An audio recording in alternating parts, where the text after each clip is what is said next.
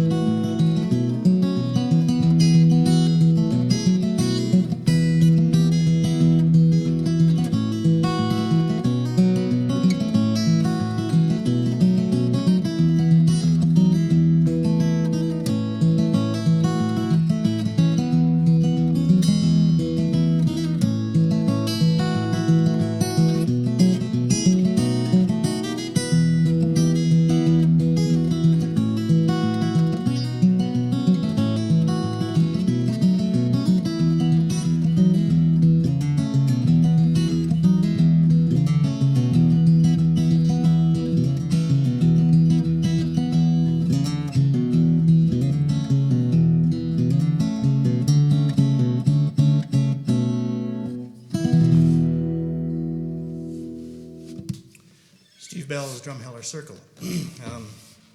You can check out some of Steve's playing at, I think his website is stevebell.com. A really excellent player.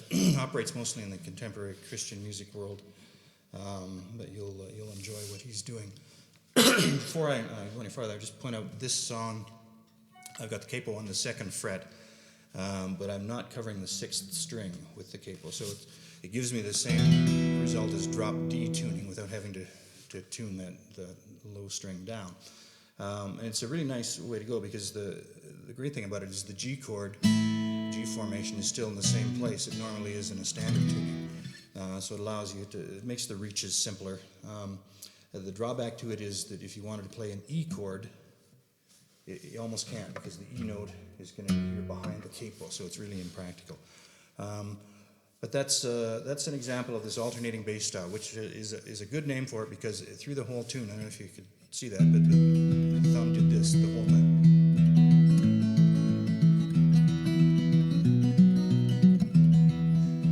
Just doing that. And there's 3 stages, at least the way I think of this, there's 3 stages to this style. The first is it starts out as a repetitive pattern that you play with your right hand to accompany singing. And so all you do is you just play your thumb plays the 2 bass notes that you would associate with whatever chord you're playing. And in the case of a C chord, a thumb is going to repeat on the 5th and 4th strings, just like this. And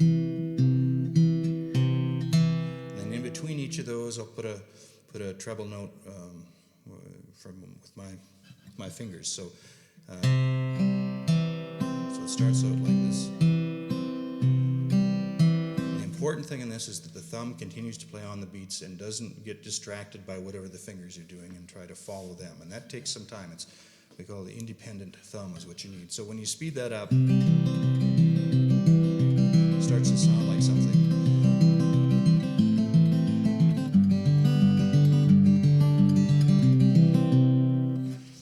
In fact, that's a common pattern that's used by a lot of singer-songwriters. Paul Simon, that's the boxer.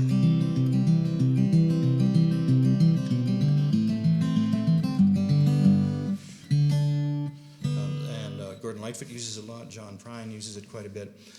So very common. So you learn the pattern, get so you can play it accurately and comfortably, changing chords and not having to stop when you change chords or change speed when you change chords.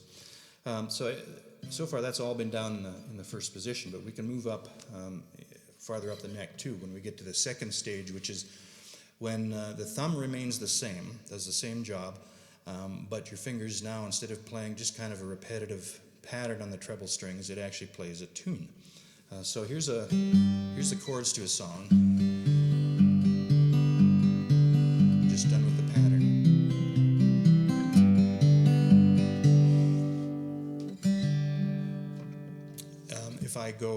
If I now, instead of playing the pattern with my fingers, I play the melody with my fingers, it sounds like this.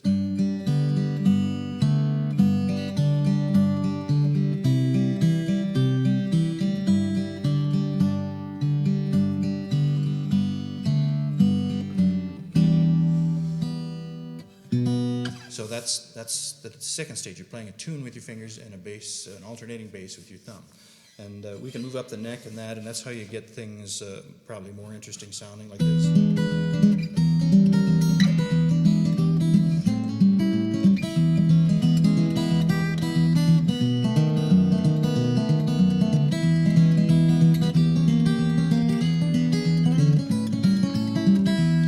That kind of stuff. Still, the thumb is doing the same thing. The thumb doesn't really know and doesn't care what the fingers are doing. It's independent. The third stage of this is when the thumb continues to play on the beats and the fingers play a melody, but instead of the thumb just repeating back and forth between two notes, you can actually play what amounts to a walking bass line with your thumb over top or against a melody. So an example of that is the old big band tune, In the Mood. The melody goes like this. Just a minute to get in tuning.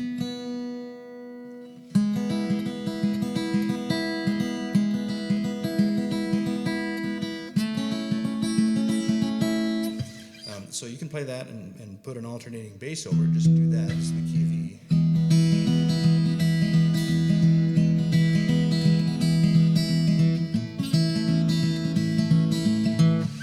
That's fine, but it turns out that if you're careful in how you work out the fingerings, you can play this over top of the melody.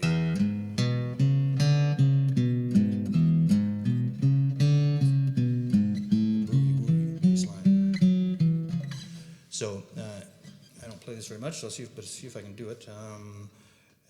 So it would sound like this.